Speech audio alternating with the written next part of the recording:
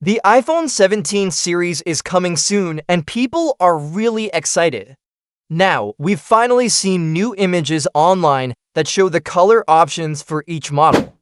And honestly, some of them look pretty interesting. This year, Apple is making a big change. They're no longer making the iPhone Plus. Instead, there's a new model called the iPhone 17 Air. It's supposed to be thinner and lighter, kind of like the iPad Air, but many people think the Air model isn't very exciting, especially when it comes to colors.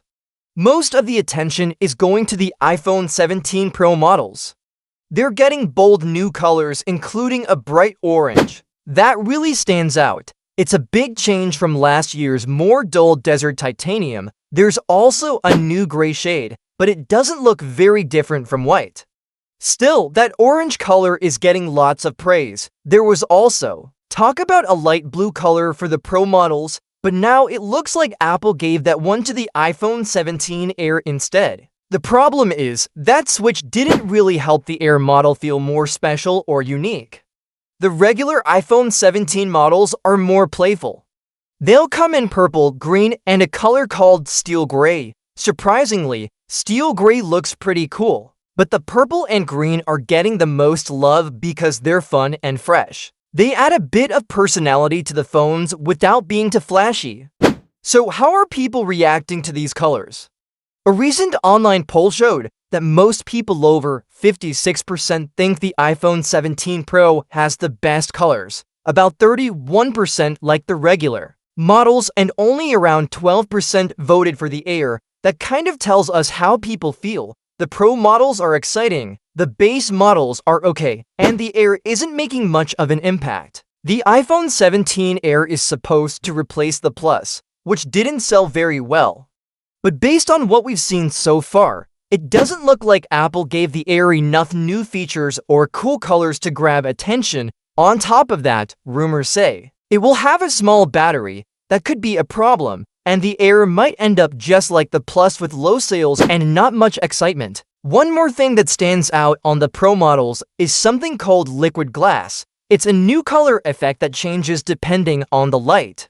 So if you're holding your phone in the sun or under bright lights, the color might shift and shine. It's inspired by the new iOS 26 software, which will launch with the iPhone 17. If Apple gets this right, it could be one of the coolest iPhone designs we've seen in a long time. Remember the ultramarine color from the iPhone 16? That was a fan favorite too.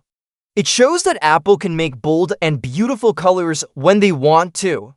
Hopefully, they keep doing more of that. Looking at the bigger picture, Apple is making some real changes this year. While Google is launching the Pixel 10 and Samsung is preparing the Galaxy S26, neither company is doing anything major with design. Their updates are mostly about performance and software, but Apple is doing more than that.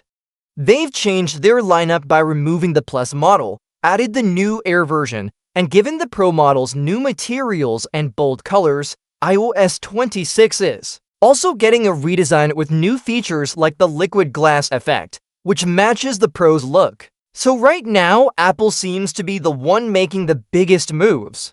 But will it be enough to get Android users to switch to iPhone? Probably not.